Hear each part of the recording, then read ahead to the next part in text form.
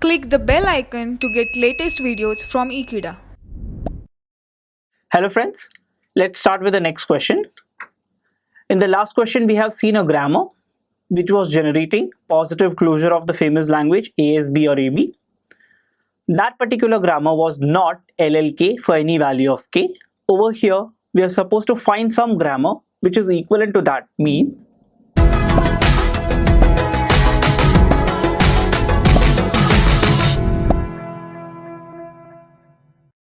over here, we are supposed to find a grammar which was equivalent to that particular grammar. That means it is a positive closure of the famous language and it is LLK as well. Let's start with the question. You will see here the real problem arises because of this particular production S produces SS. Because this particular production with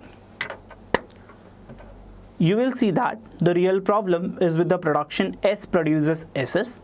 Without that, ASB or AB was not, without that, just ASB or AB was already LL2. If we replace that production with something else, which is again going to produce some positive closure, we can say that this particular grammar is some value LLK possible. Over here, I am writing the positive closure in a new way.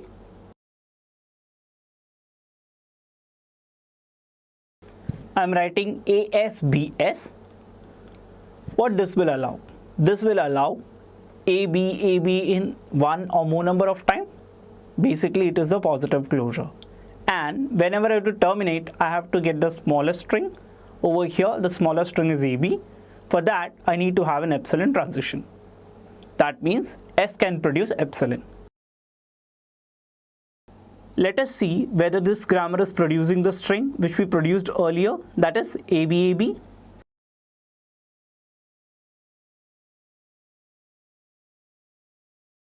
We construct the parse tree starting with S.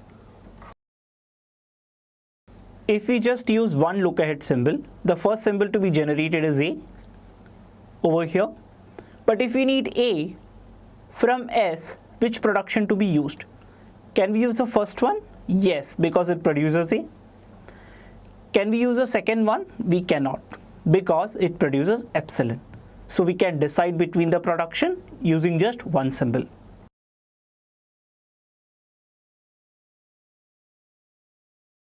Again, let us see the next production to be used. We are starting from the look ahead symbol B now. We have already generated A over here. Which production to be used with this S to make sure that we have produced a B after the first A? If we use the first production, then we will be generating AA, which is not required. If we use the second production, that is S produces epsilon, you will see that we will be generating A followed by B. And hence again using one symbol we are able to decide whether to use the first production or the second production. Next we need to generate second AB pair. Using this A, we need to generate one A because we have generated AB portion already. Look ahead would be now A over here. This S has to be replaced. We can use only the first production, not the second production, because second would lead to an epsilon, but we need an A, we use the first production.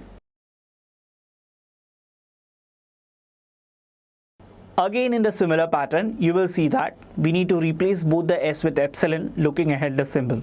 And finally we can see that the string which is derived is ABAB. This grammar is actually LL1 because using just one symbol we can decide whether to use the first production or to use the second production.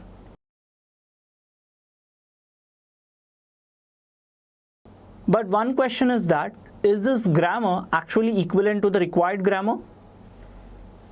Not really. You will see that this grammar is generating epsilon. Let us say the first grammar that we discussed is G and this grammar is G dash.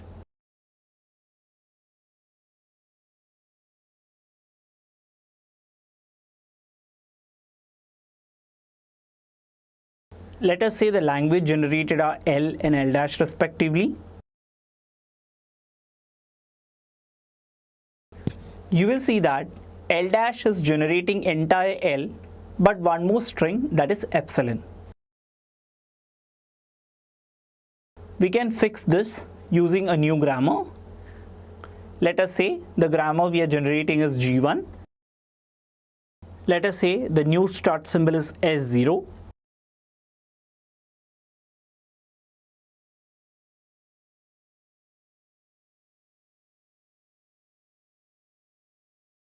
You will see that this new grammar is generating exactly the language L, not G dash.